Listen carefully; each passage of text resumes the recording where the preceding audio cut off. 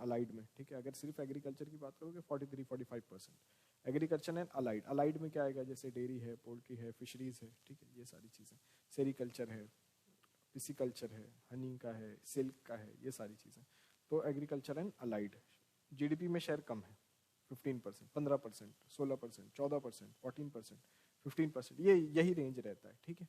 तो डिक्लाइन हुआ है काफ़ी, वर्कफोर्स ज़्यादा इन्वॉल्व है। तो अब आप समझ सकते हो पर कैपिटा इनकम बहुत कम होगी अगर वर्कफोर्स ज़्यादा इन्वॉल्व है, शेयर में जीडीपी कम है। वर्कफोर्स फॉर एग्जांपल समझ लो एग्रीकल्चर एंड अलाइड दोनों काउंट करते हैं तो 55% अप्रॉक्सीमेटली, ठीक है, इतना वर्कफोर्स इन्वॉल्व है। और जीडीपी में शेयर कितना है, 15% अप्रॉक्सीमेटली, समझ लो। शेयर इन जीडीपी 15%, पूरे जीडीपी का 15%। और वर्कफोर्स कितनी है, 55%। तो पर कैपिटा इनकम जो होगी रेम्यूनरेटिव नहीं है, समझ में आ रहा है आपको, बहुत ज्यादा इनकम नहीं होगी फिर इसमें, है ना, ठीक है। फिर इसके बाद जो लैंड है, बेसिक एसेट एग्रीकल्चर का क्या है, लैंड। एग्रीकल्चर मतलब क्या, raising crops and live stock, दोनों चीजें, लाइव स्टॉक एनिमल्स, है ना, भेड़ बकरी देखा होगा आपने। तो raising crops as well as raising livestock, ये क्या है, एग्रीकल्चर है, ठीक है। फिर इसके साथ हम अलाइड में बहुत सारी चीजें हमने जोड़ दी, डेयरिंग, फिशिंग, पोल्ट्री, पिसिकल्चर, सेमिकल्चर, सारी चीजें। लेकिन लैंड जो बेसिक एसेट है एग्रीकल्चर का, वो तो फिक्स है ना, जो लैंड है वो तो फिक्स है एग्रीकल्चर का। एग्रीकल्चर का जो बेसिक एसेट है मतलब लैंड, ये तो फिक्स है ना। इंडिया का टोटल एरिया कितना है, 328 मिलियन हेक्टेयर, ठीक है, ये टोटल एरिया है इंडिया का। तो इसको तो नहीं बढ़ा सकते ना, चलो थोड़ा पाकिस्तान भी ले लिया, बांग्लादेश भी ले लिया, ऐसा तो नहीं कर सकते ना, वो तो पहले ये कम हो गया है। तो ये जो एरिया है ये बेसिक नीड है एग्रीकल्चर की, टेरेस पे नहीं होगा ना, इतना प्रोडक्टिविटी नहीं होगी टेरेस पे, एग्रीकल्चर लैंड पे ही होगा। सॉइल है, ये बेसिक इनपुट्स हैं। अब लैंड की प्रॉब्लम ये है कि आपको रहना भी है, घर भी बनाना है, क्लासेस भी चलानी है, ठीक है। तो फिर लैंड की क्या हो रही है, डिमांड बढ़ रही है। जैसे दिल्ली में देख रहे हो हर जगह इलीगल कॉलोनीज भी बहुत सारी हैं, लीगल हो जाती हैं बाद में। तो ये जो जैसे जैसे पॉपुलेशन बढ़ेगी तो लैंड पे प्रेशर बढ़ेगा, आपको ज़्यादा से ज़्यादा कॉलोनीज बनानी है, हाउसिंग फॉर ऑल स्कीम चला रहे हैं समझ लो हम। तो फिर किस पे बनाओगे घर, लैंड पे ही। पता है आपको एग्रीकल्चर लैंड को कन्वर्ट करा देते हैं नॉन एग्रीकल्चर लैंड में, है ना। एग्रीकल्चर लैंड पे आप घर नहीं बना सकते, पता है ना, हाँ, उसको कन्वर्ट कराते हैं non agriculture land, stamp duty भरते हैं सरकार को, कन्वर्ट हो जाता है वो नॉन एग्रीकल्चरल लैंड में, फिर घर बना लेते हैं। तो ये रिक्वायरमेंट बढ़ेगी, अभी शॉपिंग मॉल बनाने हैं, शॉपिंग मॉल बनाने हैं, मेट्रो का काम चल रहा है। तो ये सारी चीज़ें लैंड पर प्रेशर बढ़ा रही हैं, है ना। तो हमारे पास जो लैंड है वो किन किन चीज़ों में यूज़ होता है, एक तो एग्रीकल्चर में होता है, चलो सिंपल। दूसरा चलो कॉन्क्रीट स्ट्रक्चर जो जिसमें हम रहते हैं, जो बना देते हैं, जो जिस पे एग्रीकल्चर हो ही नहीं सकता, ठीक है, इस बिल्डिंग पे नहीं हो सकता, इस बिल्डिंग की जगह।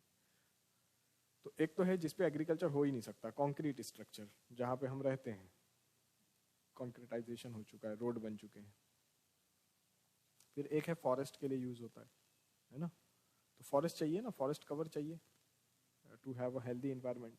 कोर्ट बोला है ना, कोर्ट ने क्या बोला है, right to have a healthy environment is part of right to life, है ना। आर्टिकल 21 के एम्बिट में कवर होता है ना। एमसी मेहता केसेस पढ़े होंगे आपने, एमसी मेहता बहुत सारे केसेस हैं उसमें, पीआईएल वाले। तो right to life is a right to have a healthy environment is a part of right to life, है ना। In fact right to have a dignified life, ये भी है। तो वो तो कोर्ट है, कुछ भी बता सकते हैं, कुछ भी बोल सकते हैं। तो 25% अप्रॉक्सीमेटली हमारा क्या है, फॉरेस्ट एंड ट्री कवर है। 23 पॉइंट समथिंग, 24 रफली बोल सकते हैं आप, 25%, ठीक है। तो आपको याद करने के लिए क्या आसान है, 25%। तो 25 इतना हो सकता है ना, ये हो गया ना 25।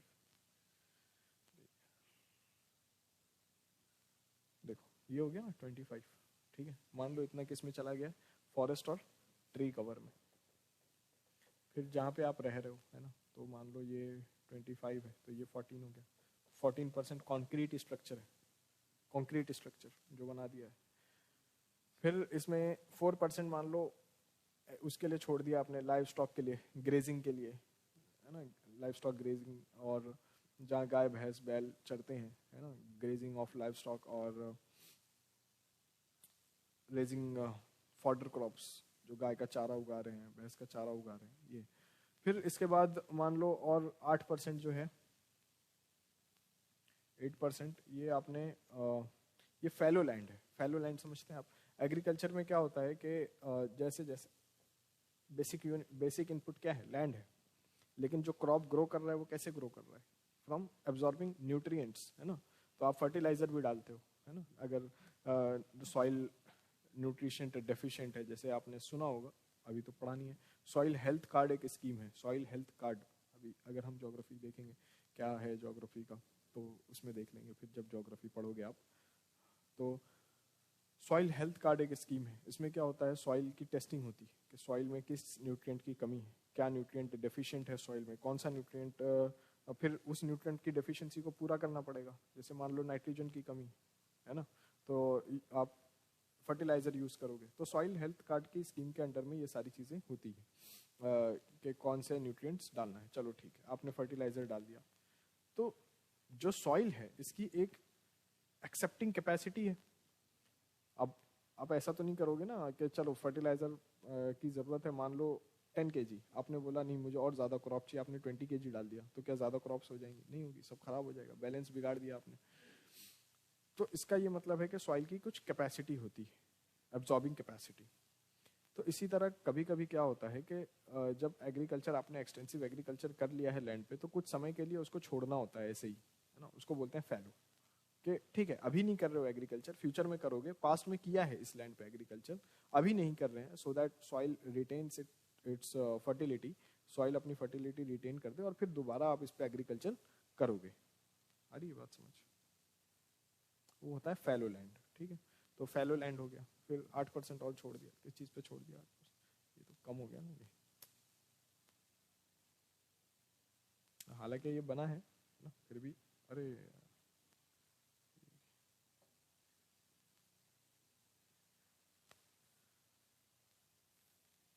ठीक है ना, अभी सही। चलो,